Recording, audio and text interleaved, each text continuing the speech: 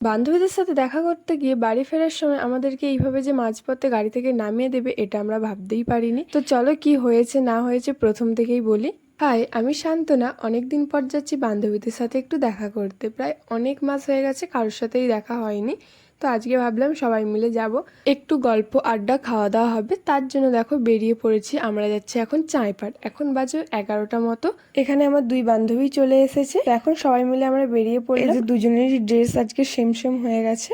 তো সেই কারণে বর্ষা এখানে বলছিল রোমাকে যে তুই কেন আমার মতো সেম জামা পরে আসবি। তো যাই হোক, তারপরে আমাদের গোপীগঞ্জে কিছু কাজ ছিল, সেটাই আমরা মিটিয়ে নিলাম। যদিও বা আমার কিছু কাজ ছিল না। এখন আমরা হটস্পটে চলে এসেছি, আর দেখো জোনাকিও চলে এসেছে। তারপরে আমরা হটস্পট থেকে বেরিয়ে একটা সামনে প্রতীক্ষালয় ছিল সেখানে চলে গেলাম, কারণ হটস্পট এখনো ওপেন হয়নি সেই কারণে। আর এদিকে দেখো আমাদের বড়লোক বান্ধবী, এ হচ্ছে আইফোনটার অবস্থা কি করেছে দেখো। ওটাই দেখাচ্ছিল ও কি হয়েছে আইফোনটা, শুধু দেখো।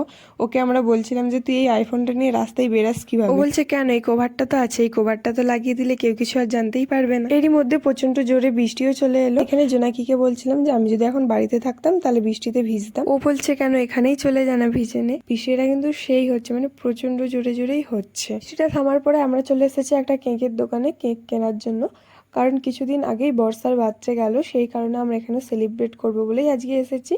তো সেটার জন্য একটা ছোট দেখে কেক নিয়ে নিলাম আমরা। তো কেকে আমরা এখানে কি নাম লিখেছি দেখো। তো কারো যদি বাচ্চা থাকে আমরা তার আসল নামটা লিখি না, আমরা এরকমই কিছু নাম ফানি ফানি নাম লিখি। আমাদের চারজনেরই খুব খিদে পাচ্ছিল বলে ওই কেক দোকান থেকে আমরা একটা মিনি পিৎজা নিয়েছি। কারণ যে সমস্ত ফ্রেন্ডসদেরকে বলা হয়েছে তারা এখনো কেউই আসেনি, সবে আমরা চারজনই এসেছি। তাদের আসতে এখনো অনেকটাই দেরি হবে। তাই এখন নীলু চলে এসেছে, আর নীলু এসে প্রথমেই দেখাচ্ছে ওর কপালে কি হয়েছে সেটাই আমাদেরকে। এখনো তো সবাই এসে পৌঁছায়নি, তাই আমরা এখানে বসে বসে দেখো একটু গল্প করছি, আর সাথে দেখো কিছু ফটোও তুলছি। এখানে আমি জোনাকিকে বলছিলাম যে দেখ অনেকদিন তো পর আসলাম, চ দুটো ফটো তুলি। ও আমাকে এখানে পোজ বলে দিচ্ছিল যে এইভাবে পোজ কর। তারপর সবাই চলে এসেছে, এখন আমরা দেখো কেক কাটছি। তো আমাদের কেক কাটা তো নর্মাল ভাবে হয় না, তো একটু কিছু তো হয় তার মধ্যে। তো যেই প্যাকেটটাই করে কেক নিয়ে এসেছিলাম বর্ষার জন্য, সেই প্যাকেটটাই ওর গলাতে দেখো বাঁধা হয়েছে। আর আমি যাকে ভিডিওটা করতে দিয়েছিলাম জানি না সে কিভাবে ভিডিওটা এখানে করেছে, তো একটু ম্যানেজ করে না। এখানে আমাকে এখন জোনাকি বলছিল যে আকাঙ্ক্ষাওয়ালা পোজটা করতে, আর আমিও দেখো এখানে নীলুকে বলে নিলাম, কারণ আমরা তিনজনই আকাঙ্ক্ষার ফ্যান। তো তারপর আমরা বাচ্চা কালকে দিয়েও এই পোজটা করিয়ে নিলাম। আর তোমরা কারা কারা আকাঙ্ক্ষার ফ্যান আছো অবশ্যই কমেন্ট করে জানাবে। এদিকে বর্ষা এখন কেক কেটে নিল, কেক কেটে সবাইকে একে একে খাইয়ে দিল।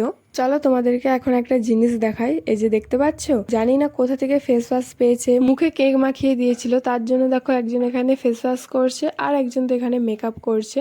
তো তারপরে একটা দিদির সাথে ওখানে ভিডিও কলে কথা বলে নিলাম, কারণ তার কিছু কাজের জন্য সে আজকে আসতে পারেনি। এদিকে আমাদের বিরিয়ানিও চলে এসেছে, আর এখন বাজে 4টা। আমরা যখন লাঞ্চ করছি, খাওয়া দাওয়া করে আবারও 1 ঘন্টা গল্প আড্ডা করে এখন বেরিয়ে পড়েছি বাড়ি যাব। তো এই বোনটার সাথেই যাব একই রাস্তায়, তাই বললাম যে আমাদেরকে নিয়ে যাবি। নীলুও রাজি হয়ে গেল নিয়ে যাওয়ার জন্য, যেই কথাটা তোমাদেরকে ভিডিও শুরুতেই বলেছিলাম। তো দেখো ভালোই আমরা যাচ্ছিলাম তিনজনে মিলে, তারপরে হুট করে ওর একটা ফ্রেন্ডের সাথে ওর দেখা হয়ে গেছে, মানে দেখা হয়েছে বলতে ও তাকে দেখেছে একটা ক্যাফেতে, সেই কারণে ও আমাদেরকে মাঝপথে গাড়ি থেকে নামিয়ে চলে গেছে সেই ফ্রেন্ডের সাথে দেখা করতে। গাড়ি থেকে নেমে আমরা তো হেঁটে হেঁটেই যাচ্ছিলাম, আর আমরা এটাও ভেবে নিয়েছিলাম যে আজকে আমাদেরকে হেঁটে হেঁটেই যেতে হবে, কারণ এই মাঝ রাস্তায় আমরা এখন গাড়ি কোথা থেকে পাবো, কখনই বা গাড়ি আসবে।